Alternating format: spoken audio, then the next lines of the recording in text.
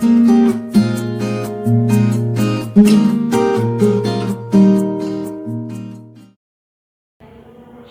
শিক্ষার্থী, নতুন বছরের শুভেচ্ছা জানিয়ে শুরু করতে যাচ্ছি আজকের অনলাইন জীববিজ্ঞান ক্লাস। আশা করি তোমরা সবাই ভালো আছো। আলহামদুলিল্লাহ, আমিও ভালো আছি। আমি জেবানুর, সিনিয়র শিক্ষক, সৃষ্টি central school and college, Rajshahi. শিক্ষার্থী বন্ধুরা, দেখো তোমরা দেখতে দেখতে একটা বছর পার করে দিলে। এখানে তোমরা ক্লাস 8 থেকে তোমরা ক্লাস 9-এ উত্তীর্ণ হয়েছো। আলহামদুলিল্লাহ, আমরা গত বছর সুন্দরভাবে অনলাইন কার্যক্রম সম্পন্ন করে আমরা আমাদের সিলেবাস শিক্ষা কার্যক্রম সুন্দরভাবে অব্যাহত রাখতে পেরেছি। এর জন্য আল্লাহর কাছে অনেক শুকরিয়া। এরপরে দেখো আমরা আবার জানুয়ারি 2021 সালের জানুয়ারি 2 তারিখ থেকে আমরা কিন্তু আমাদের স্কুলের অনলাইন কার্যক্রম অংশগ্রহণ করেছি এবং আমি আশা করছি তোমরা সবাই আমাদের সাথে থাকবে। আমরা আজকে আমি নবম শ্রেণীর প্রথম অধ্যায়, এটা তোমাদের সিলেবাসে প্রথম, এবং নবম শ্রেণীর জীববিজ্ঞান বইয়ের প্রথম অধ্যায়, যেটা আমাদের জীবন পাঠ। এইখানে জীবন পাঠের আমাদের জীবন পাঠের যে অধ্যায় আছে, সেই অধ্যায়ের আমার প্রথম যে টপিক, সেই টপিকটা নিয়ে আলোচনা করব। তাহলে শিক্ষার্থী বন্ধুরা তোমরা খেয়াল করো, এই যে জীবন পাঠের আমি প্রথমত তোমাদেরকে শিখন ফলটা বলি, যে আজকে আমাদের শিখন ফলটা কি। শিখন ফল হবে শিক্ষার্থী বন্ধুরা, জীববিজ্ঞানের যে শাখাগুলো আছে সেই শাখাগুলোর মধ্যে একটি শাখা ভৌত শাখা সম্পর্কে কিন্তু আজকে আমি তোমাদের সামনে আলোচনা করব। তাহলে শিক্ষার্থী বন্ধুরা চলে আসি আমাদের জীবন পাঠ নিয়ে আমাদের যে আলোচনা সেখানে।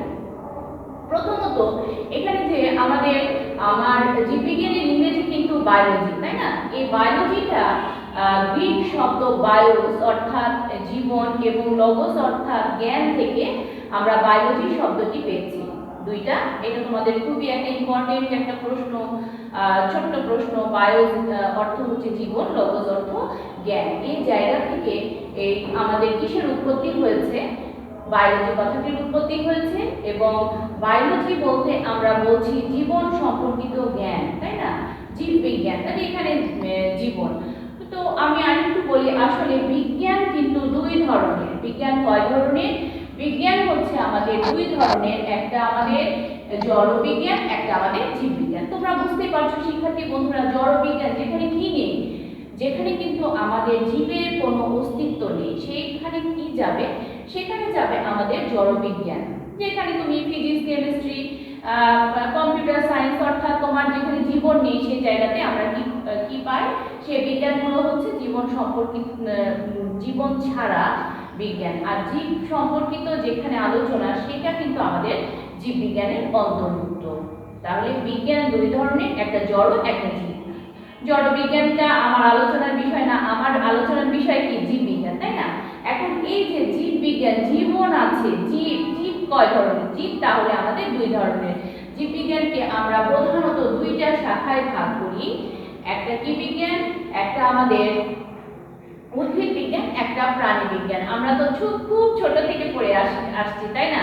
যে জীব কয় ধরনের? জীব হচ্ছে দুই ধরনের, একটা হচ্ছে উদ্ভিদ আর একটা হচ্ছে প্রাণী। তাহলে শিক্ষার্থী বন্ধুরা দেখো, উদ্ভিদ বিদ্যা কাকে বলছে বা উদ্ভিদ বিজ্ঞান কাকে বলছে? বিজ্ঞানের যে শাখায় উদ্ভিদ, জীববিজ্ঞানের যে শাখায় উদ্ভিদ নিয়ে আলোচনা করা হয় সেটা আমাদের বোটানি বা উদ্ভিদ বিজ্ঞান। এবং তোমাদের বলছে যে প্রাণী বিজ্ঞান বা প্রাণীবিদ্যা বলা হয় যে জীববিজ্ঞানের যে শাখায় কি দিয়ে প্রাণীদের নিয়ে আলোচনা করা হয়। এখন এই যে যত আমাদের বিজ্ঞানের জ্ঞানগুলো আছে, এই জ্ঞানগুলোকে দুইটা ভাগে ভাগ করা হয়। এটা কিন্তু খুব মনে রাখতে হবে, দুইটা ভাগে ভাগ করা হয়। একটা ফলিত শাখা, ফলিত বিজ্ঞান, একটা হচ্ছে ভৌত বিজ্ঞান, ভৌত আর একটা ফলিত। তাহলে শিক্ষার্থী বন্ধুরা, আমি কিন্তু আজকে তোমাদের বললাম যে জীববিজ্ঞানের যে ফলিত শাখাগুলো আছে, সেই ফলিত শাখাগুলো নিয়ে কিন্তু আজকে আমার আলোচনা। তাহলে শিক্ষার্থী বন্ধুরা খেয়াল করবে, ফলিত শাখা আর ভৌত শাখা এবং ফলিত শাখার প্রথমত আমি বলবো যে ভৌত শাখাটা কি। ভৌত শাখা বা এটাকে আমরা জীববিজ্ঞানের মৌলিক শাখা বলি। এই শাখায় প্রায়োগিক দিকের তুলনায় আমাদের তাত্ত্বিক বিষয়বস্তু নিয়ে এখানে আলোচনা করা হয়, তাত্ত্বিক বিষয়গুলো এখানে আমরা অনুসন্ধান করে থাকি। তাহলে বুঝতে পারলে? আমি আবার বলছি, যেহেতু বিষয়টি ইম্পর্টেন্ট, খুবই ইম্পর্টেন্ট, ভৌত শাখা যেখানে বিজ্ঞানের তাত্ত্বিক বিষয়গুলো নিয়ে আলোচনা করা হচ্ছে সেটা আমাদের ভৌত শাখা। ফলিত শাখা যেখানে আমাদের প্রয়োগমূলক শাখা, অর্থাৎ এই যে ভৌত শাখার জ্ঞানগুলোকে যখন আমরা প্রয়োগ করব, মানুষের কল্যাণে কাজে লাগাবো, তখন তাকে আমরা বলছি ফলিত শাখা। এখন শিক্ষার্থী বন্ধুরা, আমরা চলে আসব যে আমার যে ভৌত শাখাগুলো আছে সে ভৌত শাখাগুলোর কিন্তু আমাদের আজকে 11টা যে শাখা আছে সে ভৌত শাখার সম্পর্কে আমি বলবো। প্রথম হচ্ছে আমাদের মরফোলজি। শিক্ষার্থী বন্ধুরা খেয়াল করো, প্রথম শাখার নাম কি বললাম? মরফোলজি। তাহলে মরফোলজি কাকে বলছে? মরফোলজির বাংলা হচ্ছে অঙ্গ সংস্থান বিদ্যা। তাহলে জীববিজ্ঞানের যে শাখাগুলোতে আমরা কি করছি, জীবের অঙ্গ সংস্থান নিয়ে, জীবের দৈহিক গঠন নিয়ে আলোচনা করছি, তাকে আমরা বলছি মরফোলজি বা অঙ্গ সংস্থান বিদ্যা। এখন শিক্ষার্থী বন্ধুরা দেখো যে এই যে মরফোলজি বা অঙ্গ সংস্থান কিন্তু দুই ধরনের। কয় ধরনের বলা হলো? দুই ধরনের। একটা এক্সটার্নাল মরফোলজি অর্থাৎ বহিঃ অঙ্গ সংস্থান, আর একটা হচ্ছে ইন্টারনাল মরফোলজি। কয় ধরনের বলা হচ্ছে? এক্সটার্নাল মরফোলজি আর একটা ইন্টারনাল মরফোলজি। এক্সটার্নাল মানে বহি, অর্থাৎ বাইরে একটা জীব দেখলে এটার গায়ে আইস আছে না পাখা আছে, পালক আছে, এই যে বাহ্যিকভাবে তুমি দেখে যখন বুঝতে পারবে এটা হবে এক্সটার্নাল মরফোলজি। আর ইন্টারনাল ওটার ভেতরের যে অঙ্গ মানে ভেতরের যে গঠনগুলো সেটাকে আমরা বলছি ইন্টারনাল মরফোলজি। এরপরে আমরা 2 নম্বরে চলে আসি শিক্ষার্থী বন্ধুরা। 2 নম্বর হচ্ছে আমাদের ট্যাক্সোনমি। 2 নম্বর ট্যাক্সোনমি। এখন ট্যাক্সোনমি বাংলা হচ্ছে শ্রেণীবিন্যাস বিদ্যা। এখানে কি করা হচ্ছে? জীবের শ্রেণীবিন্যাস করা হয় এবং জীবের শ্রেণীবিন্যাসের রীতিনীতিগুলো এখানে আলোচনা করা হয়। তোমরা যখন ক্লাস 8-এ পড়েছো শ্রেণীবিন্যাস, তো দেখেছো যে এখানে বিভিন্ন বিষয়ের বৈশিষ্ট্যের উপর, সাদৃশ্যের উপর ভিত্তিগুলো করে এদেরকে কি করেছে? আমরা ধাপে ধাপে বিন্যস্ত করেছি। এটা ছিল আমাদের শ্রেণীবিন্যাস, তাই না? এই যে জিনিসের নিয়ম নীতিগুলো যে শাখায় আলোচনা করা হচ্ছে শিক্ষার্থী বন্ধুরা, তাকে আমরা কি বলছি? তাকে আমরা বলি ট্যাক্সোনমি। 3 নাম্বার চলে আসি আমরা ফিজিওলজি বা শারীরবিদ্যা। ফিজিওলজি কাকে বলছে? এখানে জীবদেহের মধ্যে, জীবদেহের অঙ্গ প্রত্যঙ্গের মধ্যে যে জৈব রাসায়নিক ক্রিয়া বিক্রিয়াগুলো হয়ে থাকে সেটাই কিন্তু আমাদের ফিজিওলজির মধ্যে অন্তর্ভুক্ত। এখানে রেচন হবে, শ্বসন হবে, সালোক সংশ্লেষণ, এই যে এগুলো কিন্তু কার ভেতরে পড়বে? ফিজিওলজির মধ্যে পড়বে। মনে আছে কি কি বললাম? আমি আবার বলছি, 1 নাম্বার মরফোলজি বলেছি, 2 নাম্বার ট্যাক্সোনমি, 3 নাম্বার ফিজিওলজি। তাহলে 4 নাম্বারে চলে আসি শিক্ষার্থী বন্ধুরা, সাইটোলজি। 4 নাম্বার কি বললাম? সাইটোলজি। সাইটোলজি মানে হচ্ছে কোষবিদ্যা। হ্যাঁ, তাহলে এখানে যে উদ্ভিদ বলো, উদ্ভিদ কোষ বলো, প্রাণী কোষ বলো, এই সব কোষগুলোর গঠন, কোষগুলোর বৈশিষ্ট্য, কোষের বিভিন্ন অঙ্গাণুগুলোর কাজ, গঠন সবকিছু নিয়ে যে বিদ্যায় আলোচনা করা হচ্ছে তাকে আমরা বলছি কোষবিদ্যা। মনে থাকবে, এটা খুবই একটা গুরুত্বপূর্ণ যে আমাদের কোষবিদ্যাটা কি জিনিস।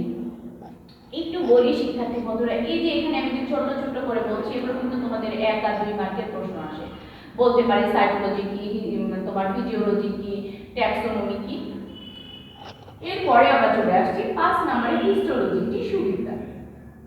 হিস্টোলজি, টিস্যুবিদ্যা। এখানে আমরা কি করব? জীবের টিস্যুর গঠন, টিস্যুর বিন্যাস, টিস্যুর কার্যাবলী, এগুলো সবকিছু নিয়ে আমরা এখানে কি করব? হিস্টোলজিতে আমরা কি করি? এখানে জীব বিজ্ঞানে আলোচনা করা হয়। এরপরে চলে আসি শিক্ষার্থী বন্ধুরা 6 নাম্বার। 6 নম্বরে আসে এমব্রায়োলজি। 6 নম্বরে কি? এমব্রায়োলজি। এখন দেখো এই যে এমব্রায়োলজিটা আমাদের বলছে বাংলা হচ্ছে ভ্রূণবিদ্যা। ভ্রূণবিদ্যা এখানে আমাদের জন্মকোষের উৎপত্তি, নিষিদ্ধ জায়গা থেকে যে ভ্রূণের বিকাশ, ভ্রূণের পরিস্ফুটন, এই যে সবকিছু নিয়ে যেখানে আলোচনা করা হয় সেটাকে আমরা বলছি এমব্রায়োলজি বা ভ্রূণবিদ্যা। ঠিক আছে? এরপরে আমরা 7 নাম্বার চলে আসছি। 7 নাম্বার আমাদের হচ্ছে জেনেটিক্স। জেনেটিক্সের বাংলা হচ্ছে জেনেটিক্সের বাংলা আমরা কি বলছি? বংশগতিবিদ্যা। বংশগতিবিদ্যা আমরা এখানে জীবের বংশগতি এবং জিনের সম্পর্কিত, এখানে জিন সম্পর্কিত এখানে কি করা হচ্ছে? জেনেটিক্সের মধ্যে আলোচনা করা হচ্ছে। জীবের বংশগতিটা কি? এই যে পিতা মাতা থেকে সন্তান সন্ততির মধ্যে যে বৈশিষ্ট্যগুলো সঞ্চারিত হচ্ছে, এরপর বংশ পরম্পরায় যে বৈশিষ্ট্যগুলো আলোচনা করা হয়, মানে সঞ্চারিত হয় শিক্ষার্থী বন্ধুরা, তাকে আমরা কি বলে থাকি? বংশগতি বলে থাকি। আর এই বংশগতি জীববিজ্ঞানের যে শাখায় আলোচনা করা হয় তাকে আমরা বলছি বংশগতি বিজ্ঞান। তাহলে আমরা চলে আসি এবার নেক্সট 8 নম্বরে। 8 নম্বর আমরা কাকে বলছি? কি বলা হচ্ছে দেখো, ইভোলিউশন বা বিবর্তন বিদ্যা। ইভোলিউশন বা বিবর্তন বিদ্যা। এখানে আমাদের পৃথিবীতে যে প্রাণীর বিকাশ ঘটেছে, পৃথিবীতে বিবর্তন এবং এই যে বিবর্তনের ধারাগুলো নিয়ে যে শাখায় আলোচনা করা হয় তাকে আমরা ইভোলিউশন বা বিবর্তন বিদ্যা বলে থাকি। এগুলো প্রত্যেকটা প্রথমে তুমি ইংলিশ টার্মগুলো শিখবে শিক্ষার্থী বন্ধুরা, তারপরে তোমরা বাংলায় চলে যাবে। আর ইংলিশ টার্ম বাংলা টার্ম জানলে তখন তুমি কি পারবে? ওটার ভেতরে কি আছে আমরা সেই জিনিসগুলো জানতে পারবো। এর জন্য প্রথমত আমরা শাখাগুলোর নাম খুব ভালো করে শিখব, তারপরে আমরা ভেতরে দিতে যাব। তাহলে আমি আবার বলছি, ইভোলিউশন এখানে পৃথিবীতে প্রাণীর বিকাশ বা তাদের হচ্ছে যে ক্রমধারা, তাদের পৃথিবীতে তাদের যে এই বিবর্তন, এই সব কিছু নিয়ে আমাদের ইভোলিউশন বা বিবর্তন বিদ্যার মধ্যে আলোচনা করা হচ্ছে। শিক্ষার্থী বন্ধুরা, পরবর্তীতে আমরা চলে আসছি ইকোলজি বা বাস্তুবিদ্যা। কি বলা হচ্ছে? ইকোলজি বা বাস্তুবিদ্যা। এখানে আমরা বুঝতেই পারি ইকোলজি এখানে আমাদের পরিবেশের সাথে, প্রাকৃতিক পরিবেশের সাথে জীবের যে একটা সম্পর্ক, এই বিষয়গুলো নিয়ে জীববিজ্ঞানের যে শাখায় আলোচনা করা হচ্ছে তাকে আমরা কি বলছি? ইকোলজি বা আমরা বাস্তুবিদ্যা বলছি। আমি আবার বলছি, জীবের সাথে প্রাকৃতিক পরিবেশের যে একটা সম্পর্ক, এই বিষয় নিয়ে যেখানে আলোচনা করা হয় তাকে আমরা বলছি ইকোলজি। আমি নেক্সট চলে আসছি 10 নাম্বার, এন্ডোক্রাইনোলজি। এটাকে আমরা অন্তঃক্ষরা গ্রন্থি বিদ্যা বলে থাকি। এটা অনেক বিশাল একটা জিনিস। শিক্ষার্থী বন্ধুরা, আরো একটা মজার জিনিস বলছি, এই প্রত্যেকটার জন্য কিন্তু আমাদের আলাদা একটা চ্যাপ্টার আছে, এগুলোতে কিন্তু তোমরা আবার ডিটেইলস জানবে। এখানে বলছে দেখো, এন্ডোক্রাইনোলজি বা অন্তঃক্ষরা বিদ্যা। এখানে আমাদের দেহের মধ্যে যে নালীহীন গ্রন্থি থেকে হরমোনগুলো উৎপন্ন হয়, এই হরমোনের অবস্থান, হরমোনগুলোর কাজ, হরমোনগুলো আমাদের দেহে কোথায় অবস্থিত, এই সব কিছু নিয়ে আমরা কি করছি? এন্ডোক্রাইনোলজিতে আলোচনা করা হচ্ছে। একদম লাস্টের হচ্ছে বায়োজিওগ্রাফি বা জীব ভূগোল। বায়োজিওগ্রাফি বা জীব ভূগোল, এটাকে আমরা দেখো কাকে বলছে? যে ভৌগোলিক সীমারেখার সাথে, ভৌগোলিক পরিবেশের সাথে জীবের যে সম্পর্ক, জীবের যে সম্পর্ক, জীবের যে অভিযোজন, এবং এই ভৌগোলিক সীমারেখার উপর ভিত্তি করে যে আমাদের জীবের যে শ্রেণীবিন্যাস করা হয়েছে, এই সব কিছুই আমরা কোথায় আলোচনা করছি? বায়োজিওগ্রাফির মধ্যে আমরা কি করে থাকি? আলোচনা করে থাকি। তাহলে শিক্ষার্থী বন্ধুরা, আজকে কিন্তু আমার আলোচনা এই যে আমাদের 10টা যে ভৌত শাখাগুলো দেখলাম, এই 10টা ভৌত শাখা সম্পর্কে তোমরা কিন্তু খুব ভালোভাবে কি করবে? খুব ভালোভাবে তোমরা পড়বে। তাহলে আমি আশা করছি যে তোমাদের এই 11টা শাখা সম্পর্কে তোমরা সবাই খুব ভালোভাবে অবগত হয়েছো। এবং এই 11টা শাখায় কিন্তু আমি আর একবার বলে দিচ্ছি, 1 number morphology, 2 number taxonomy, 3 number physiology, 4 number cytology, 5 number আমাদের histology, 6 number embryology, 7 number genetics, 8 number evolution, 9 number ecology, 10 number আমাদের এন্ডোক্রাইনোলজি এবং 11 নাম্বার হচ্ছে বায়োজিওগ্রাফি। তাহলে তোমাদের এই যে 11টা পড়া থাকবে শিক্ষার্থী বন্ধুরা, এবার তোমরা একটু বাড়ির কাজটা লিখে নেবে। তাহলে বাড়ির কাজ লিখো, আমাদের প্রথম অধ্যায়ের ভৌত জীববিজ্ঞানের শাখাগুলো সুন্দরভাবে সংজ্ঞা সহ করবে। শিক্ষার্থী বন্ধুরা, আশা করি তোমরা সবাই আজকের ক্লাস সুন্দরভাবে বুঝতে পেরেছো। তাহলে আমি যদি এখন প্রশ্ন করি জেনেটিক্স কি, এরকম করে কিন্তু ছোট ছোট প্রশ্ন আসবে। আবার বলতে পারি ট্যাক্সোনমি কি, এই প্রশ্নগুলো কিন্তু আমরা 1 মার্কের এখান থেকে তোমরা কিন্তু জ্ঞান আর অনুধাবনমূলক প্রশ্ন পাবে। তাহলে শিক্ষার্থী বন্ধুরা, আজকে আমি আমার আলোচনা এখানেই শেষ করতে যাচ্ছি। তোমরা সবাই ভালো থাকবে এবং তোমরা সবাই সময়ের সদ্ব্যবহার করবে। আসলে আমরা কোন সময়ে এত বৈশ্বিক মহামারীর মধ্যেও আলহামদুলিল্লাহ আমরা অনেক ভালো আছি। এর জন্য আমরা সব সময় নিজেরা আল্লাহর কাছে শুকরিয়া করবো। আলহামদুলিল্লাহ আমরা অনেক ভালো আছি, আমরা আমাদের সব কার্যক্রমগুলোই সুন্দরভাবে চালাতে পারছি। শুধু একটু সাবধানে থাকবে। সাবধানটা কি? বাইরে গেলে মাস্ক পরবে, তারপরে ঘন ঘন হাত ধুবে। আসলে এই জিনিসগুলো মেনটেন করলেই দেখবে, নিয়ম মানলেই আসলে আমরা কি করব, ইনশাল্লাহ সুস্থ থাকবো। তোমরা সবাই ভালো থাকো, সুস্থ থাকো এবং আগামী ক্লাসে আমন্ত্রণ জানিয়ে আমি এখানেই বিদায় নিচ্ছি। আবারও যেন আমাদের 2021 সাল আমাদের জন্য শুভকামনা বয়ে নিয়ে আসে, আমরা যেন সবাই ভালো থাকি এই প্রত্যাশায় আমি আগামী ক্লাসের আমন্ত্রণ জানিয়ে এখানেই বিদায় নিচ্ছি। আল্লাহ হাফেজ।